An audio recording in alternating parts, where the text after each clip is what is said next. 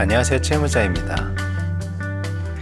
오늘은 개인회생 중에 있는 채무자 여러분들 중에서 이제 변제계획 개시 인가를 받은 다음에 어느 정도 성실히 변제금을 납부하고 있는 분들이 나중에 이제 긴급한 상황 속에서 이용해 볼 수 있는 공적기관의 대출 상품들에 대해서 간단히 좀 이야기를 드려보려고 하거든요. 여러분들이 개인회생 개시 인가 받은 후에는 이전에 비해서 매달 나가던 대출 원리금이 굉장히 많이 줄어들고 이제는 더 이상 아무런 문제 없이 잘 살 수 있을 것 같잖아요. 근데 그게 반드시 그렇지만도 않습니다. 살다 보면 늘 예상치 못한 일들이 곧잘 생긴단 말이에요. 저 같은 경우에도 작년 말에 개시 인가 받고 참 홀가분하고 좋았습니다. 그리고 정말로 새 인생을 살 수 있을 것 같고, 그래서 2020년에 여러 가지 새로운 계획들을 세우고 새 출발을 다짐을 했단 말이에요. 그런데 이런 코로나 상황이 생길 줄 누가 알았겠어요. 그리고 여러분들도 마찬가지고요. 그런 다급한 상황이 누구에게나 또 생길 수가 있고요. 전혀 예상하지 못했던, 그리고 그런 상황이 생기면 또 어디선가 돈이 필요하단 말이에요. 그리고 그런 긴급하게 돈이 필요한 상황에 개인회생까지 받으신 여러분들이 이제 또 말도 안 되는 무슨 뭐 회생론이니 이런 거에 낚여서 또다시 저축은행이나 대부 이런 거 쓰는 일이 없었으면 정말 좋겠거든요. 저 역시도 마찬가지고요. 그래서 제가 우선적으로 개인회생 중에 공적 대출을 먼저 이용을 해볼 거고요. 나중에 이제 그 후기는 제가 이야기 드리겠지만 우선은 여러분들에게 미리 좀 안내를 좀 드려볼게요. 자, 그럼 시작을 좀 해보겠습니다. 여러분들이 개인회생 중에 이용할 수 있는 대출은 개시 인가 받은 후에 그 경과 기간에 따라서 크게 두 가지로 볼 수 있거든요. 제가 이야기 드리는 거는 다 공적 기관의 대출입니다. 우선은 변제계획 인가 받고 비교적 초기 10개월 이내에 있는 분들은 햇살론 17을 이용해 볼 수가 있습니다. 근데 이제 이름에서 볼 수 있듯이 17이라는 의미가 이자율이에요. 17.9%인가 뭐 이렇게 되니까 사실상 이제 18%인데 이 대출 같은 경우에 제가 지금 통화까지 했습니다. 전화 상담까지는 했고요. 참고로 이 대출 실행을 해주고 이제 상담을 해주는 기관은 서민금융진흥원이에요. 그리고 이 상품은 국민행복기금에서 100% 보증하는 상품입니다. 와우. 그리고 대출 실행은 시중은행에서 되는 거고요. 아마 여러분들 개인회생 채권 중에 있는 은행이 아닌 다른 곳이라고 하면은 그래도 가능하지 않을까 싶어요. 왜냐면은 국민행복기금에서 100% 보증을 하는 거기 때문에 은행 입장에서는 사실 위험 부담은 없거든요. 만일 여러분이 돈을 못 갚아도 국민행복기금에서 다 대위 변제를 해주는 거기 때문에, 그래서 제가 이거를 실행을 좀 해보려고 지금 노력 중인 거고요. 전화 상담까지 다 했고, 그런데 여기도 이제 이제 서민금융진흥원이 굉장히 사람이 많이 몰리고 있나 봐요. 신청자들이. 그래서 제가 이번 주 초에 전화 상담을 하고 방문 예약 날짜를 잡은 게 가장 빠른 날짜가 6월 9일로 나오더라고요. Oh no. 그래서 제가 좀 사정을 해서 그냥 더 빠른 날짜에 아침 일찍 가서 대기하다가 어떻게 안 되겠냐라고 이제 여쭤보기도 했는데 그렇게는 안 된다라고 하시더라고요. 무조건 방문 예약 상담만 된대요. 이 햇살론 17 같은 경우엔 여러분들이 어디에서 보시면 되냐면요. 인터넷에다가 서민금융진흥원이라고 치세요.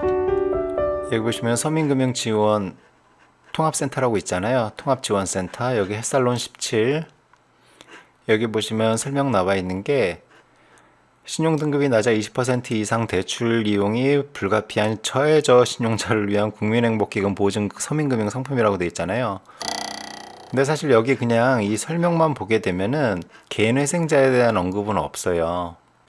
그래서 여러분이 이거 안 되는 거야? 아니야? 라고 생각할 수도 있는데 이야기 드린 것처럼 저는 실제로 이곳에 전화해가지고 상담원과 통화까지 했단 말이에요. 그리고 상담원이 저에게 안내 문자를 보내준 거 있는데 그거 한번 보여드려 볼게요. 여기 보시면 뭐 서류 안내랑 해가지고 여러 가지들 났는데 이 내용을 좀 볼게요.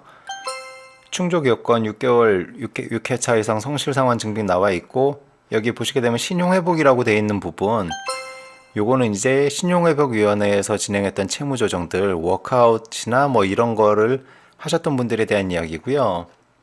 그리고 여기 개인회생 쪽에 보게 되면은 변제수행 납입 증명원이라고 되어 있잖아요. 이 부분이 좀 중요한데 법원 인가일 기준이에요. 와우. 그래서 여러분들이 게시받은 날로부터 따지면 안 됩니다. 여기 보면 이제 6개월 6회차라는 말이 법원의 인가일 기준 6개월이 경과를 했어야 되고요. 또한 인가일 기준 6회차 이상 납부를 하신 분들이 시도해 볼 수 있는 거예요. 그래서 내가 게시일 기준으로 6개월도 지나고 그 다음에 뭐 변제 회차도 뭐 한 9회차 10회차 됐다라고 하셔도 인가일로 따져야 돼요. 그 이제 게시 늦게 나는 분들은 또 막 이제 막 헷갈리고 막 이럴 수도 있는데 중요한 건 게시일이 아니라 인가일 기준이라는 걸 여러분이 아셔야 됩니다. 저는 전화 상담을 통해 가지고 이미 다 확인을 했고요. 그래서 이제 저는 제 재판부의 개인회생위원실로 전화해 가지고 요 변제 수행 납입 증명원이라는 거를 요청을 할 거예요. 그러면 요거 서류하고 기타 등등 저에게 안내해 준 다른 서류들을 지참을 해 가지고 6월 9일에 서울 어딘가에 있는 이 이제 서민금융진흥원 요 이제 센터를 가가지고 제가 한번 상담을 좀 해볼 겁니다. 그리고 나중에 결과가 어떻게 나오는지 여러분께 이야기를 드릴 거고요.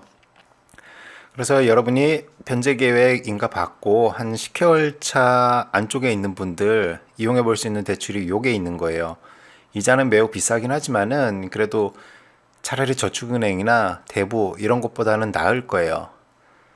다만 요 상품 같은 경우에 여러분이 주의하셔야 될 부분이 여러분이 개인회생을 진행했던 채권 중에 국민행복기금이 들어가 있으면 안 됩니다. 그런 분들은 해당 사항이 없어요.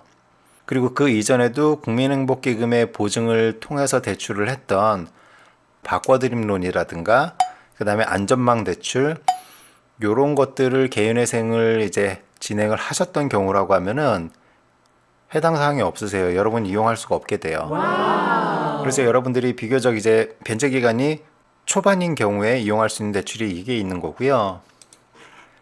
그 다음에 두 번째로 어느 정도 변제 기간이 좀 이제 중반 이후 넘어가신 분들 이용하실 수 있는 거는 신용회복위원회 쪽에 가게 되면은 성실 상환자 대출이라는 게 있습니다. 신용회복위원회에 여러분이 이제 홈페이지 가보면은 여기 이제 소액금융이라고 있거든요. 여기에 가게 되면 여러 가지들이 있는데 여기 이제 성실 상환자 대출 누르고 좀 아래로 이렇게 내려가 보면 여기 대출 종류 있거든요. 대출 종류 보시면은 채무조정, 신용회복위원회 쪽의 워크아웃이든 법원에서 진행했던 개인회생이든 각 채무조정 그 대상자별로 이용할 수 있는 상품들이 안내가 쭉 돼요. 여기에 보시면은 채무조정 성실상환자 이쪽은 워크아웃 이용하셨던 분들이 이용할 수 있는 대출 상품들이에요. 각 지역별로도 조금씩 뭐 약간의 차이들은 있고 한데요. 그런 분들은 이걸 이용하시는 거고, 근데 이제 우리 같은 이제 개인 회생자들은 개인회생 성실상환자라는 대출 상품이 있거든요. 여기 뭐 한도가 그렇게 크진 않아요. 하지만 얘네들 같은 경우에는 이자율이 굉장히 좋습니다. 보시다시피 뭐 3%대예요. 3%대. 근데 뭐 개인회생에 있는 사람들이 어디 가서 3%대의 이자율로 대출을 쓸 수 있는 게 있겠어요. 그래서 여러분들이 두 번 다시 저축은행이나 대부는 쳐다도 보지 말기를 바랍니다. 참고로 근데 이제 요거 같은 경우에 여기 써 있는 거 보게 되면은 지원 대상 법원 개인회생 인가자로서 24개월 이상 변제 계획을 성실하게 이행하고 있거나 최근 3년 이내 이행을 완료한 자예요. 그렇기 때문에 이거 역시도 여러분들이 인가일 기준 24개월 이상이에요. 그래서 내가 게시 받은 이후로 총 여러분이 이제 법원 어플에서 보는 그 변제 현행 조회하면 난 27회차인데 라고 하셔도 인가일 기준이기 때문에 다를 수가 있습니다. 그리고 반드시 확인하셔야 되고, 물론 이제 뭐 금액이 그렇게 크진 않지만은 대출 이자는 굉장히 낮기 때문에 나중엔 이런 거를 차라리 생각을 해보세요. 저는 나중에 그리고 뭐 필요하다면 이것도 고려를 합니다. 그리고 참고로 다시 여기 이전 화면으로 가게 되면은 워크아웃을 이용하셨던 분들 같은 경우에는 오히려 더 조건이 좋아요. 이렇게 아무거나 클릭해 보면은 대출 한도가 훨씬 더 높잖아요. 그래서 제가 저한테 이제 문의하시는 분들 제가 종종 이야기 드리는 것들이 뭐냐면, 당장의 어떤 그 채무 조정보다는 물론 그것도 굉장히 중요하지만 채무 조정 그 이후 신용 회복과 기타 등등을 생각했을 때 개인 워크아웃 같은 경우에도 굉장히 장점이 많기 때문에 여러분이 더 신중해지길 저는 바라는 겁니다. 이렇게 해가지고 제가 간단하게 한번 여러분들 개인 회생 중에 이용할 수 있는 대출에 대해서 이야기를 좀 드려본 거고요. 우선은 제가 먼저 이야기 드렸던 햇살론 17 한 6월 중순쯤에 제가 결과에 대한 영상을 한번 또 제작해서 올리도록 하겠습니다. 이상으로 오늘 개인 회생 중에 이용할 수 있는 대출에 대한 안내였고요. 다음번에 또 다른 내용으로 돌아오겠습니다. 코로나 때문에 많이 힘들 텐데 기운 내시고요. 저도 화이팅 하겠습니다. 힘내세요, 여러분.